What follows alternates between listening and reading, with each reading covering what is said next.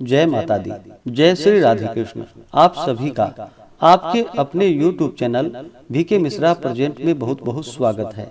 आइए आज आप सब सुनेंगे नवरात्रि के चौथे दिन श्री दुर्गा सप्तशती पाठ में 5वें, 6ठे, 7वें और 8वें अध्याय की कथा। तो बोलिए प्रेम से माता दुर्गा की जय। ऋषि बोले, प्राचीन समय में शुंभ निशुंभ दोनों असुरों ने बल के मद में आकर इंद्र का, त्रिलोकी का राज्य और यज्ञों के भाग छीन लिए। उन्हीं दोनों ने सूर्य, चंद्रमा, कुबेर और वरुण पर अधिकार पा लिया। वायु एवं अग्नि का भी काम भी वे ही करने लगे।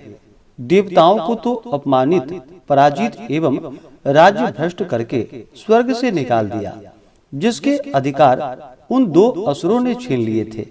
सभी पराजित देवता अपराजित देवी का स्मरण करने लगे कि उस देवी का तो हमें वर दिया हुआ है कि आपत्ति काल में मेरा स्मरण करने पर तुम्हारे महान संकट तत्क्षण ही दूर कर दूंगी। यही विचार कर पर्वतराज हिमालय पर सभी देवता पहुँचे। वहां भगवती की स्तुति करने लगे। देवता बोले, देवी एवं महादेवी को नमस्कार हो, शिवा को सदा नमस्कार हो, प्रकृति भद्रा को नमस्कार हो। हम सविनय उस भगवती को प्रणाम करते हैं। रौद्र रूपा को नमस्कार, नित्य स्वरूप गौरी धात्री को नमो नमः हो। ज्योत्सना चिंद रूपिणी चंद्र स्वरूपा सुखमयी को निरंतर नमो नमः। प्रणाम करने वालों की उन्नति करने वाली सिद्धि स्वरूपा को नमस्कार हो। दैत्यों की लक्ष्मी, राज्य लक्ष्मी, शंकर पत्नी माता जी को नमो नमः हो। दुर्गा संकट से पार कराने वाली दुर्गा पारा, सार रूप सारा, सर्वकारिणी ख्याति कृष्णा ध्रुमा देवी को निरंतर नमस्कार हो।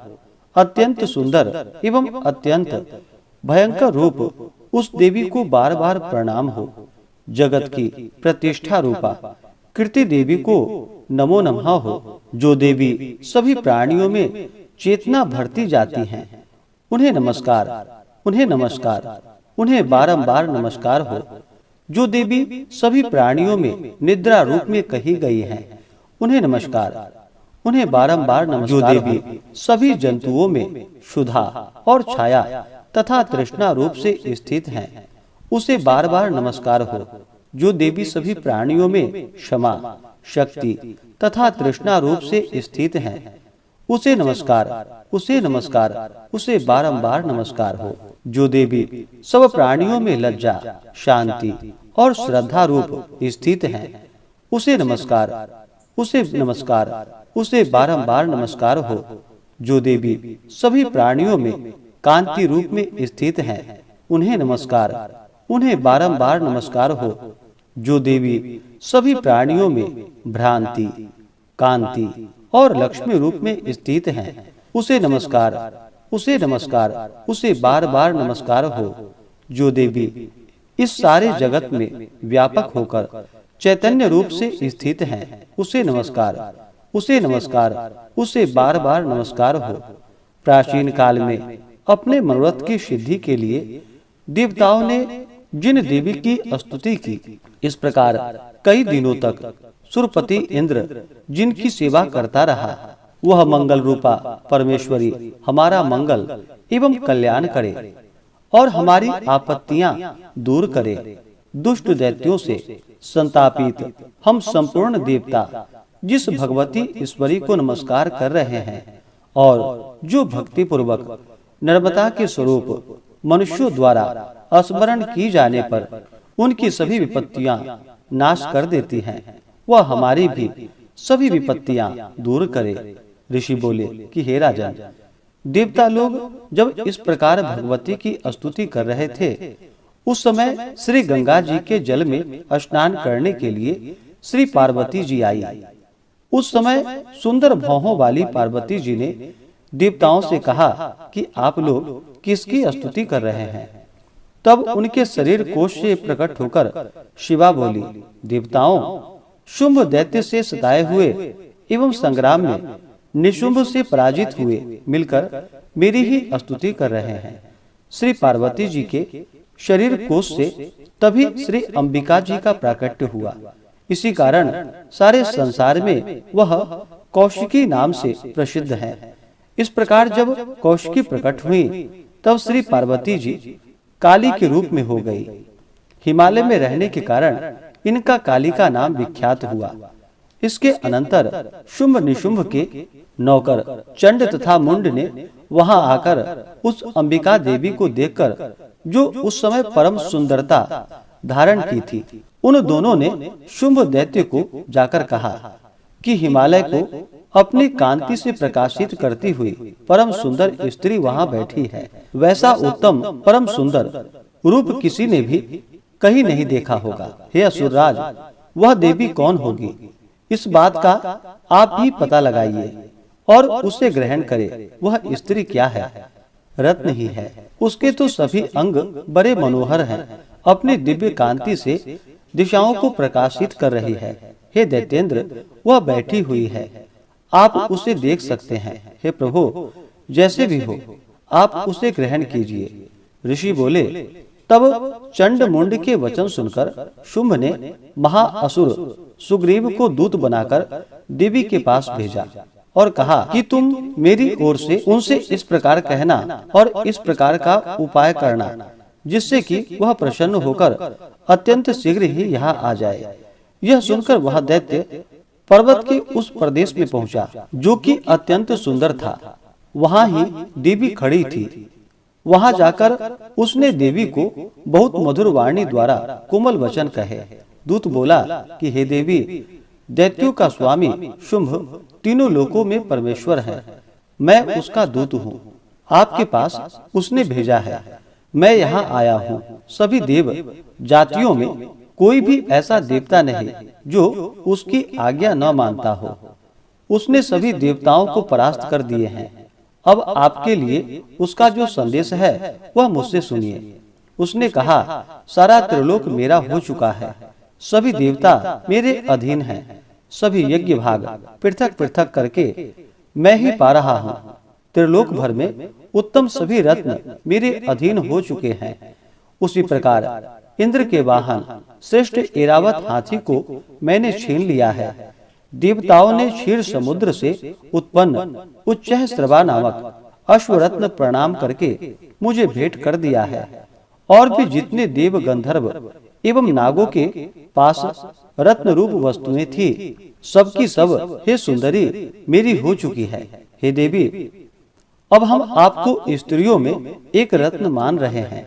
इस कारण आपको भी हमारे पास आ जाना चाहिए, क्योंकि हम तो रत्न के भोक्ता हैं। अब आपकी इच्छा है कि मुझे अथवा मेरे पराक्रमी भ्राता निशुंभ को इन दोनों में से किसी को वर ले, क्योंकि आप रत्न रूप हैं। मेरे साथ विवाह कर लेने से आपको अतुल ऐश्वर्य प्राप्त हो जाएगा। यह अपनी बुद्धि के द्वारा सोच ले, फिर मेरे साथ विवाह कर ले। ऋषि बोले, जब इस प्रकार देवी से दूत ने कहा, तब वह जगत को धारण करने वाली भगवती देवी जी गंभीर होकर मंद मुस्कान करके बोली कि हे दूत, तुमने जो कुछ कहा वह सत्य है, मिथ्या कुछ भी नहीं। इसमें संदेह नहीं है कि शुंभ त्रिलोक का स्वामी है और निशुंभ भी वैसा ही है। किंतु मैंने भी प्रतिज्ञा की हुई है, उसे किस प्रकार से मिथ्या करूं? प्रतिज्ञा इस प्रकार है कि जो मुझे युद्ध में जीत ले एवं मेरा अभिमान तोड़ दे और संसार में मेरे समान बलधारी हो, वही मेरा भर्ता होगा। शुंभ आए अथवा महाअसुर निशुंभ आ जाए, मुझे जीतकर मेरा शीघ्रता से पानी ग्रहण करे। दूत बोला, देवी, तुम्हें अभिमान है जो इस प्रकार की बातें मेरे सामने कर रही हो। कहो, भला त्रिलोक में ऐसा कौन सा पुरुष है जो शुंभ निशुंभ का सामना कर सके? सारे देवता तो दूसरे दैत्यों का सामना भी नहीं कर सकते हैं। तू तो स्त्री है, फिर भी अकेली है। युद्ध भूमि में इंद्रादिक सभी देवता जिन शुंभ आदि दैत्यों के सामने न ठहर सके, भला तू स्त्री होते हुए उसका सामना कैसे कर सकोगी? इस तरह चले चलने से तुम्हारी प्रतिष्ठा होगी, अन्यथा जब वे तुम्हारे केश पकड़कर घसीटते ले जाएंगे तो तुम्हारा गौरव नष्ट हो जाएगा। देवी बोली कि हे दूत, इसमें कोई संशय नहीं कि शुंभ बलवान है और निशुंभ भी पराक्रमी है, पर मैं करूं तो क्या करूं? प्रतिज्ञा करने से पहले यह मैंने नहीं सोची थी। अब तो तुम जाकर असुर राज से मेरी बात कह दो, फिर जो समझे वह करे। इस प्रकार से श्री दुर्गा सप्तशती में 5वें अध्याय की कथा पूर्ण हुई। तो बोलिए प्रेम से माता दुर्गा की जय। श्री दुर्गा सप्तशती 6ठे अध्याय की कथा। ऋषि बोले, देवी के इस प्रकार के वचन सुनकर दूत क्रोध से लाल होकर वहां से चला आया। आते ही दैत्यराज को विस्तार के साथ सभी बातें सुना दी। दूत के वचन सुनते ही दैत्यराज क्रोध से भर गया। दैत्यों के सेनापति धर्मलोचन से बोला, हे धर्मलोचन, तुम देर मत करो, अपनी सेना के साथ वहां जाकर उस दुष्टा को केशों से पकड़कर बलपूर्वक घसीटते हुए यहाँ जल्दी से आओ। उसकी रक्षार्थ यदि कोई दूसरा वहां उपस्थित हो, चाहे वह देवता, यक्ष, गंधर्व कोई भी हो, उसे मार डालो। ऋषि बोले, आज्ञा पाते ही वह धर्मलोचन दैत्य 60,000 असुरों की सेना लेकर शीघ्र चल पड़ा। वहां पहुंचकर उसने हिमालय पर विराजमान देवी को देखा और ऊंची आवाज में बोला, अरे तू शुंभ निशुंभ के पास चल। यदि अभी प्रसन्नता पूर्वक मेरे स्वामी के पास नहीं चलेगी तो स्मरण रख, तुझे बालों से पकड़कर घसीटते हुए बलपूर्वक ले जाऊंगा। देवी बोली, इसमें संशय नहीं है कि तुम्हें दैत्येश्वर ने भेजा है। तुम स्वयं भी बलवान हो, बड़ी भारी सेना भी साथ ले आए हो। इस प्रकार की दशा में मुझे बलपूर्वक ले चलोगे तो फिर मैं तुम्हारा क्या कर सकती हूँ? ऋषि बोले, जब इस प्रकार का उसे उत्तर मिला तो धर्मलोचन असुर देवी की ओर दौड़ा। तब तो देवी अंबिका जी ने हुंकार के शब्द से उसे भस्म कर दिया। फिर तो असुरों की क्रोध में आई बड़ी सेना तथा अंबिका ने एक दूसरे पर तीक्ष्ण बाण शक्तियां, फरसे आदि बरसाने आरंभ कर दिए।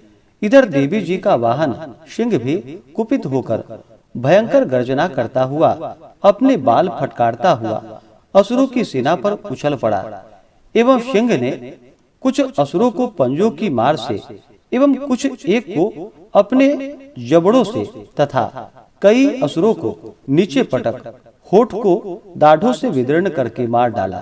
कितने दैत्यों के केसरी ने नाखूनों से पेट फाड़ डाले। कितने दैत्यों को तल प्रहार कर उसके सिर धड़ से पृथक कर डाले। दूसरों की भुजाएं, सिर आदि छिन्न भिन्न कर दिए।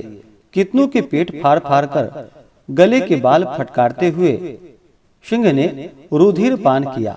अत्यंत कुपित हुए देवी जी के वाहन बलवान सिंह ने क्षण भर में दैत्यों की सेना क्षय कर दी। देवी जी ने उस आसुरी धर्मलोचन की सेना को मार दिया। देवी के वाहन सिंह ने भी सारी सेना का क्षय कर दिया। शुंभ ने जब यह सुना तब तो उसके क्रोध का पारा बढ़ गया, उसके होठ कांपने लगे।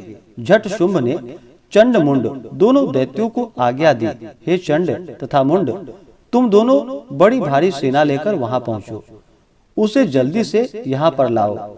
उसे बालों से खींचकर अथवा बांधकर यहाँ लाओ। यदि इस प्रकार लाने में तुम लोग को संशय हो तो युद्ध करो। सभी प्रकार के अस्त्र शस्त्रों से सारे असुर मिलकर उसे मार डालो।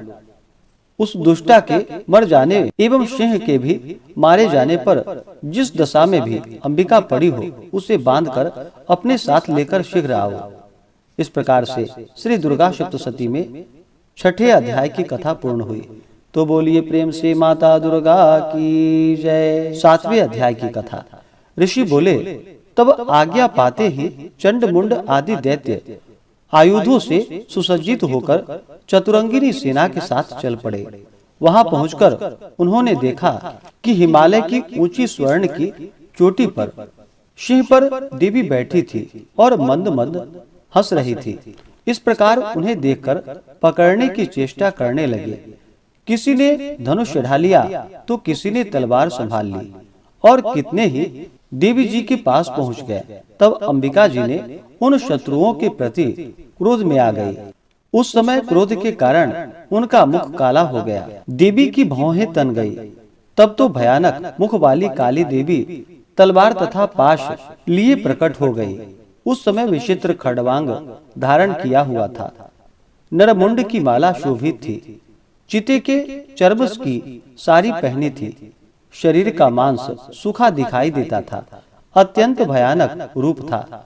मुख को विस्तार से खोल रखा था। लपलपाती हुई जिह्वा और भी भयानक थी।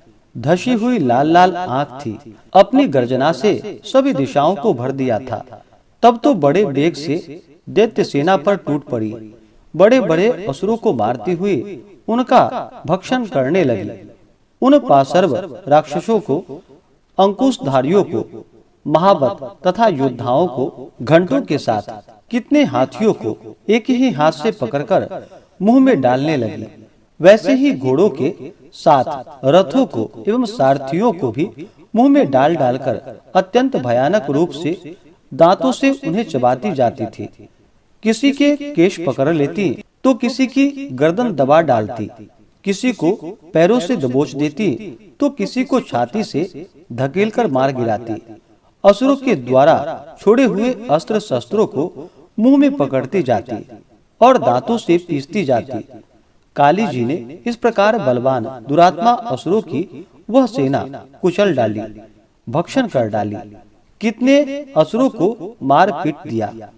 उस देवी ने कुछ को तो तलवार से काट गिराई, कुछ खटवांग से पीट दिए गए और कुछ एक दांतों से कुचल दिए गए। क्षण भर में असुरों की वह सारी सेना पीट कर गिरा दी गई। वह देख चंड उस भयानक काली की ओर दौड़ा। इधर महाअसुर मुंड ने भी महाभयंकर बाणों की वर्षा से एवं शस्त्रों अस्त्र चलाए हुए चक्रों द्वारा उस भयानक आंखों वाली देवी को ढक दिया। वे अनेकों चक्र देवी के मुख में प्रवेश करते हुए इस प्रकार दिखाई देने लगे जैसे बहुत से सूर्य बिंब बादलों के पेट में समाते जा रहे हो। तब तो जिसके भयानक मुख के भीतर जिनका देख सकना भी कठिन था, ऐसे दांतों के प्रकाश से दमकती हुई अत्यंत क्रोध में आकर भयानक गर्जना करती हुई वह काली भी अट्टहास करने लगी। हुम हुम करती हुई बहुत बड़ी तलवार लिए हुए देवी चंड पर कूद पड़ी। उसके बालों को पकड़कर उसी तलवार से झट चंड का सिर काट दिया। तब चंड को इस प्रकार मारा गया देखकर मुंड देवी की ओर दौड़ा। कुपित काली देवी ने तलवार से मारकर पृथ्वी पर मुंड को भी गिरा दिया। तब महाबली मुंड को मारा हुआ देखकर और सेना का नाश देखकर बची खुची सेना भयभीत होकर इधर उधर भाग गई। अतः काली जी ने चंड तथा मुंड के सिर हाथ में ले लिए। फिर भयानक अट्टहास करती हुई चंडिका के पास पहुंचकर बोली कि मैं यह चंड और मुंड नामक महापशु आपको भेंट चढ़ा दिए। अब तो युद्ध में शुंभ निशुंभ का आप स्वयं वध करना। ऋषि बोले, अपने सम्मुख लाए गए चंड मुंड महाअसुरों को देखकर कल्याणी ने चंडिका काली से ललित वचन बोली कि हे देवी कालिके, तीनों लोकों में चामुंडा नाम से तुम्हारी ख्याति होगी। इस प्रकार से श्री दुर्गा सप्तशती में 7वें अध्याय की कथा पूर्ण हुई। तो बोलिए प्रेम से माता चामुंडा की जय। 8वें अध्याय की कथा। ऋषि बोले, चंड तथा मुंड दोनों दैत्यों के मारे जाने पर एवं बहुत सी सेना के भी क्षय हो जाने पर असुरराज महाप्रतापी शुंभ के चित्त में भारी क्रोध पैदा हो गया। उसने सभी दैत्यों की सेना को युद्ध के लिए आज्ञा दी। उसने कहा, आज उदायुद्ध नामक 86 सेनापति अपनी सारी सेना को लेकर चले। कंबु नामक 84 सेनापति भी अपनी सेना के साथ युद्ध के लिए निकले। मेरी आज्ञा से 50 करोड़ वीर कुल के असुर तथा 100 धौम्र कुल के सेनापति सेनाओं के साथ कूच करे और फिर मेरी आज्ञा से कालका, मौर्य, दौहिर्द, कालकेय सभी असुर तैयार होकर शीघ्र प्रस्थान करे। भयंकर शासन करने वाले असुर राज शुंभ ने इस प्रकार आज्ञा देकर स्वयं भी बहुत सी सहस्त्रों सेनाओं के साथ प्रस्थान कर दिया। तब चंडिका ने देखा कि अब इस ओर भयानक सेना साथ लेकर निशुंभ आ रहा है।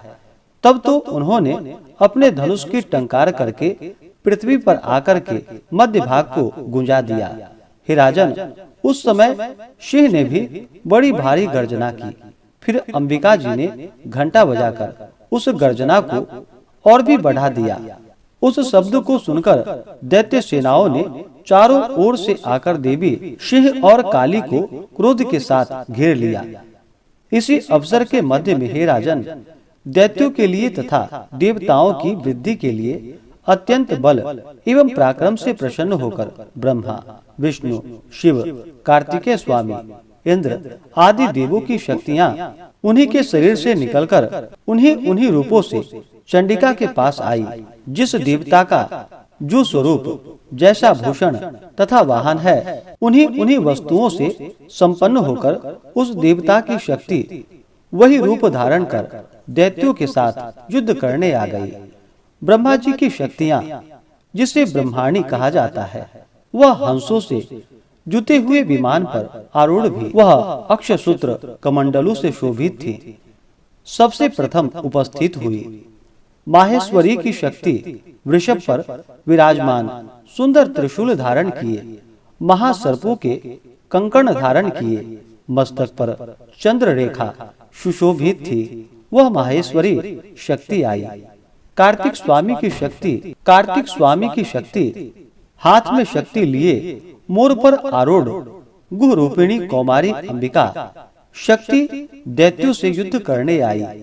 वैसे ही विष्णु की शक्ति गरुड़ पर सवार होकर शंख, चक्र, गदा, शांग एवं शंख हाथ में लिए वह वैष्णवी शक्ति आ गई। यज्ञ वाराह का विचित्र रूप धारण करने वाले विष्णु की वाराह की शक्ति वैसे ही शरीर धारण करके वहां आई। नृसिंह जी के समान शरीर को धारण किए, गर्दन के बालों के फटकारने से आकाश की तारों को बिखेरती हुई नारसिंही शक्ति वहां आ पहुंची। इंद्र की शक्ति इंद्र के समान रूप वाले 1000 नेत्र धारण किए, वज्र हाथ में लेकर ऐरावत गजराज पर आरूढ़ होकर वहां आ गई। तब उन देव शक्तियों से घिरे हुए शंकर जी ने चंडिका से कहा, मेरी प्रसन्नता के लिए शीघ्र से शीघ्र इन असुरों का संहार करो। तब देवी के शरीर से अत्यंत भयानक सैकड़ों गिदरियों की भांति हूं करती हुई बड़ी चंडिका शक्ति प्रकट हो गई। तब उस अपराजिता देवी ने धुएं जैसी जटा वाले शिव से कहा, भगवान, आप दूत बनकर शुंभ निशुंभ के पास जाएं। वहां जाकर उन महाअभिमानी शुंभ निशुंभ दानवों को तथा युद्ध में आए हुए दूसरे दानवों को भी कहें कि हे दानवों, यदि तुम लोग जीना चाहते हो तो त्रिलोक का राज्य इंद्र प्राप्त करे, सभी देवता यज्ञ भाग पाएं और तुम लोग पाताल में चले जाओ। यदि तुम्हें कुछ बल का अभिमान हो और युद्ध की अभिलाषा हो तो आ जाओ। तुम्हारे मांस से यह मेरा गिदरियां तृप्त हो जाएं। इस दूत रूप में स्वयं शिव को ही देवी जी ने नियुक्त किया। वह शिव शक्ति संसार में शिवदूती इस नाम से विख्यात हुई। जबकि शिव द्वारा कथित देवी जी के वचन उन महाअसुरों ने सुने तो बड़े क्रोध में आ गए और वहां कात्यायनी देवी स्थित थी, उस ओर बढ़ने लगी। वह कुपित होकर उन देव शत्रुओं ने बाण, शक्ति, रिष्टि आदि आयुधों से देवी जी पर पहले वर्षा करना आरंभ कर दिया। तब टंकार करके धनुष द्वारा पैने पैने बाण छोड़कर देवी जी ने खेल ही खेल में उनके फेंके हुए बाण, शूल, शक्ति, परशु आदि शस्त्रों को काट डाला। फिर काली भी उसके सामने होकर शत्रुओं को शूल के प्रहारों से चीरती फाड़ती हुई खटवांग से कुचलती मारती विचरण करने लगी। इधर ब्राह्मणी शक्ति भी जिस ओर दौड़ती उस ओर अपनी कमंडलू का जल छिड़क देती, जिससे शत्रुओं का पराक्रम एवं तेज नष्ट हो जा रहा था। माहेश्वरी शक्ति ने त्रिशूल द्वारा, वैष्णवी शक्ति ने चक्र द्वारा और कौमारी शक्ति ने शक्ति द्वारा उन दैत्यों का क्षय करना आरंभ कर दिया।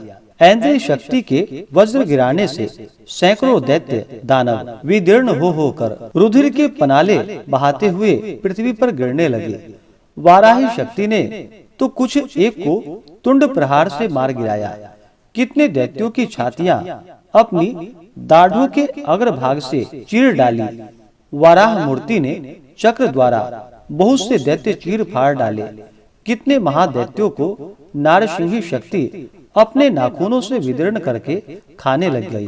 कितने दैत्य शिवदूती के कठोर अट्टहास से भयभीत होकर पृथ्वी पर गिरते गए, फिर उन्हें वह खाती गई। इस प्रकार वह अत्यंत कुपित होकर अनेकों उपायों द्वारा बड़े बड़े दैत्यों को मारते हुए मातृगण को देखकर दैत्य शत्रुओं के सैनिक भाग निकल गए।